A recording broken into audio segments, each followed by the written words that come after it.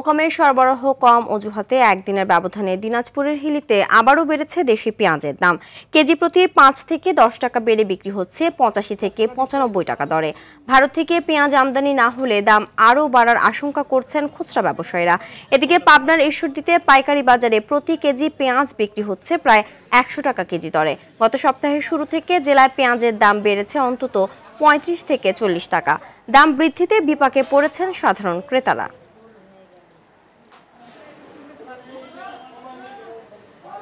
97-98 টাকা, আর খুচরা বেচা হচ্ছে 100 টাকা। পেঁয়াজ এখন শেষের দিক চলে আসছে, লাগানোর পরিমাণ বাড়ছে, প্লাস হচ্ছে গৃহস্থের চাতালের পেঁয়াজ অনেকটা এখন শেষ হয়ে গেছে।